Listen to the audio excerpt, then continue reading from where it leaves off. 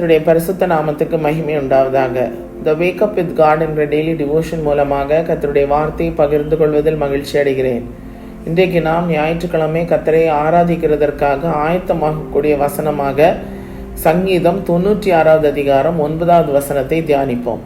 அதில் முதல் பகுதியில் கொடுத்துருக்கு, பரிசுத்த அலங்காரத்துடனே கர்த்தரை தொழுது கொள்ளுங்கள். இப்போ நம்ம ஒரு இடத்துக்கு நம்ம கிளம்புறோன்னா ஒவ்வொருத்தரும் ஒரு ஒரு காரியங்களில் தங்களை ரொம்ப அலங்கரிச்சுக்கிறாங்க.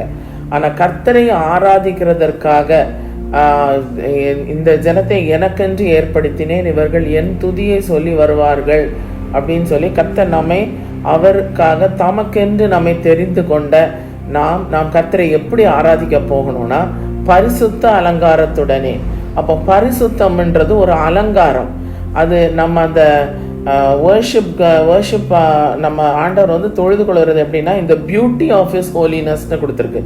அப்போ அந்த பரிசுத்தத்தை அதை நம்ம ஒரு பியூட்டிஃபையிங் ஏஜென்ட்டாக நம்ம அப்படியே நம்ம மேலே போட்டுக்கிட்டு நம்ம கர்த்தரை தொழுது கொள்ள போக வேண்டும். தேவாலயத்துக்கு போகும்போது நடையை காத்துக்கொள்னு இருக்கு. அப்போ இன்றைக்கு நாம் இந்த நாள் முழுவதும் இந்த வசனத்தை தியானிப்போம். ஆண்டவரே, பரிசுத்தத்தை நான் எப்படி என்னுடைய எல்லா நம்மள இருந்து பிரதிபலிக்கக்கூடிய எல்லா காரியங்களும் பரிசுத்தத்துக்கு ஏற்றவைகளாக இருக்கட்டும். பேச்சு, நடக்கை, நம்முடைய செயல் எல்லாமே பரிசுத்தத்தை பிரதிபலிக்கிறதாக இருக்கும்போது அதை நம்முடைய அலங்காரமாய் அந்த உள்ளுக்குள்ளாக இருக்கிற அந்த பரிசுத்தம் வெளியரங்கமாய் அது தெரியும். இப்போ என்ன சொல்லுவாங்கன்னா, நம்ம எதை நம்ம சாப்பிட்றோமோ அதுதான் நம்மள ரிஃப்ளெக்ட் ஆகுதுன்னு. இப்போ நம்ம ஹெல்த்தியாக நம்ம சாப்பிட்டோன்னா இப்போ ஆரஞ்சு அது மாதிரியெல்லாம் நிறைய சாப்பிட்டா ஸ்கின் நல்ல க்ளோ ஆகும், ஃபேர் ஆகும்னு எல்லாம் சொல்கிறாங்க.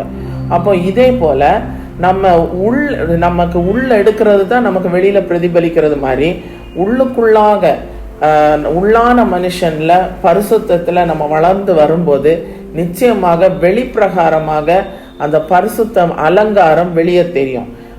அதுவே நம்முடைய அலங்காரமாக இருக்கட்டும். 1 பேதுரு 1:14-16 வரை எப்படி கொடுத்துருக்குன்னா, நீங்கள் முன்னே உங்கள் அறியாமையினாலே கொண்டிருந்த இச்சைகளின்படி நீ நடவாமல் கீழ்ப்படுகிற பிள்ளைகளாய் இருந்து உங்களை அழைத்தவர் பரிசுத்தராய் இருக்கிறது போல நீங்களும் உங்கள் நடக்கைகள் எல்லாவற்றிலேயும் பரிசுத்தராயிருங்கள். நான் பரிசுத்தர் ஆகையால் நீங்களும் பரிசுத்தராயிருங்கள் என்று எழுதியிருக்கிறது.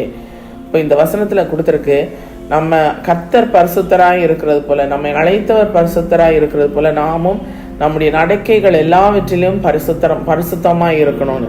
இந்த சோனியா காந்தி காரியத்தை சொல்லியிருப்பாங்க. Simple means stylish. அவங்களுக்கு அவங்க ஸ்டைல் எதுனா சிம்பிளிசிட்டி, சிம்பிளாக இருக்கிறது தான் ஸ்டைலுன்னு அவங்க ஒரு இடத்துல சொல்லியிருப்பாங்க. இதே போல் நம்முடைய அலங்காரம் எதுனா பரிசுத்தம். முற்றிலுமா நம்ம இந்த நாள் முழுவதும் இதை நம்ம தியானிப்போம். எந்தெந்த காரியங்களை நாம் சீர்பட வேண்டும், இருதயத்துக்குள்ளாக மறைந்திருக்கிற குணம் அது நம்முடைய அலங்காரமாக இருக்கட்டும். அழியாத அலங்கரிப்பாக இருக்கிற சாந்தமும் அமைதலுமுள்ள ஆவியாகி இருதயத்தில் மறைந்திருக்கிற குணமே உங்களுக்கு அலங்காரமாக இருக்க கடவுது. அதுவே தேவனுடைய பார்வையில் விலையேற பெற்றதுன்னு இருக்கு. இந்த மறைந்திருக்கிற குணத்தை நம்ம ஆண்டவர்கிட்ட கேட்போம். ஏன்னா சில நேரங்களில் டெம்பர் லூஸ் பண்ணுறோம். நம்ம சாந்தமாட்டு நம்ம இருக்கிறது இல்லை. எல்லா சூழ்நிலைகளிலும் நம்ம ஆண்டவர்கிட்ட விரும்பி கேட்க கர்த்தர் நம்மை பண்படுத்தி சீர்படுத்துவார். பரிசுத்தத்தை அலங்காரமாக்கி கொண்டு நம் கர்த்தரை அப்படியே பரிசுத்தத்தோடு தொழுது கொள்வோம். நிச்சயமாய் கர்த்தர் நம்மை நடத்துவார். நம்ம இப்போ ஜெபம் பண்ணுவோம். கர்த்தாவே, உமக்கு ஸ்தோத்திரம் ஆண்டவரே. பரிசுத்தரே, எங்கள் அன்பின் தேவனே, உமக்கு ஸ்தோத்திரம் ஆண்டவரே. பரிசுத்தத்தை நாங்கள் எங்களுக்கு அலங்காரமாக்கி கொள்ள உதவி செய்யும் ஆண்டவரே.